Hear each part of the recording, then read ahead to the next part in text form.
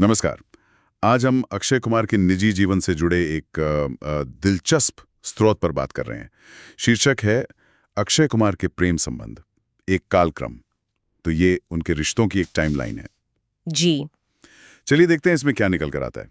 हाँ, बिल्कुल। तो शुरुआत होती है 90s के दशक की। सबसे पहले नाम आता है मॉडल एक्ट्रेस पूजा बत्रा का। सोर्स कहता है कि रिश्ता था, गंभीर भी था शायद, पर जैसे जैसे उनका करियर आगे बढ़ा, ये रिश्ता कहीं पीछे रह गया। हाँ, और ये इंटरेस्टिंग है कि सोर्स सीधे तौर पर करियर के असर की बात कर रहा है रिश्ते पे। बिल्कुल। ये ग्लैमर वर्ल्ड में काफी देखा जाता है, मतलब प्रोफेशनल लाइफ अक्सर पर्सनल पे हावी हो जाती है। सही कहा। फिर 1992 में आई खिलाड़ी, बड़ी हिट थी। हाँ। और उसी दौरान आयशा जुल्का के साथ भी उनका नाम जुड़ा। हालांकि इस सोर्स के हिसाब से ये बहुत लंबा नहीं चला। करियर के शुरुआती दौर में शायद ऐसे छोटे या कह लें अस्थायी रिश्ते ज्यादा होते हैं। स्थिरता आने में वक्त लगता है। हो सकता है, लेकिन इसके बाद जो नाम आता है वो तो काफी चर्चा में रहा, रवीना टंडन। हाँ, बिल्कुल। 1994 से 98 तक का दौर। और सोर्स से उस वक्त का सबसे सीरियस रिलेशनशिप बताता है अक्षय का। यहाँ तक कि ये भी लिखा है कि उन्होंने शायद गुपचुप सगाई भी कर ली थी। जी, सगाई वाली बात ये काफी सरप्राइजिंग हो सकती है कई लोगों के लिए, है ना?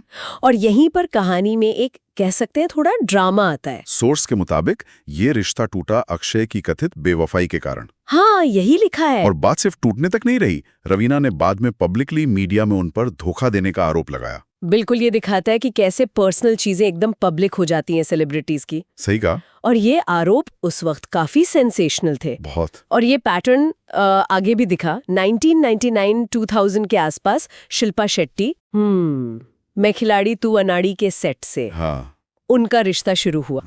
लेकिन सोर्स फिर वही कहानी दोहराता है। शिल्पा ने भी पब्लिक में अक्षय पर चीटिंग का आरोप लगाया जी। और ये भी कहा कि अक्षय ने उनके साथ रिश्ते में रहते हुए ही ट्विंकल खन्ना को डेट करना शुरू कर दिया था। तो यहाँ एक पैटर्न बिल्कुल साफ नजर आता है, जैसा सोर्स बता रहा है।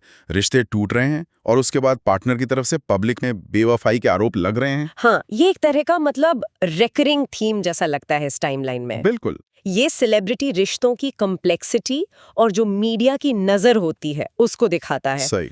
और फिर आखिरकार ट्विंकल खन्ना 2000 से अब तक जी। इंटरनेशनल खिलाड़ी का सेट। हाँ, वहीं से शुरू हुआ और 2001 में शादी हो गई। और सोर्स में एक मजेदार किस्सा भी है इसका। अच्छा। हाँ, कहते हैं अक्षय ने बताया कि ट्विंकल ने मजाक में कहा था कि अगर उनकी फिल्म मेला हिट हो गई तो वो शादी नहीं करेंगी। और किस्मत देखिए, फिल्म फ्लॉप हो गई और शादी हो गई। हाँ, ये तो काफी फिल्मी किस्सा है ना? ये थोड़ी सी लाइटनेस ऐड करता है पूरी कहानी में।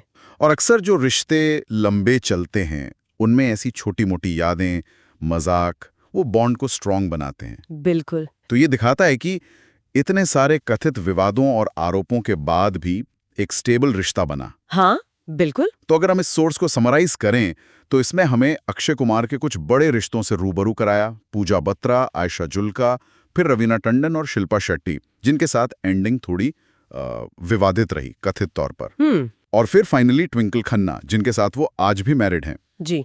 ये सोर्स एक खास तरह की टाइमलाइन पेश करता है।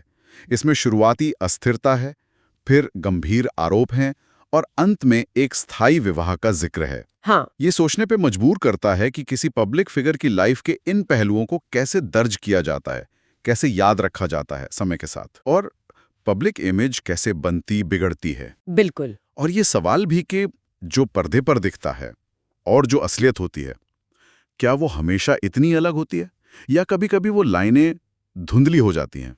ये वाकई सोचने वाली बात है।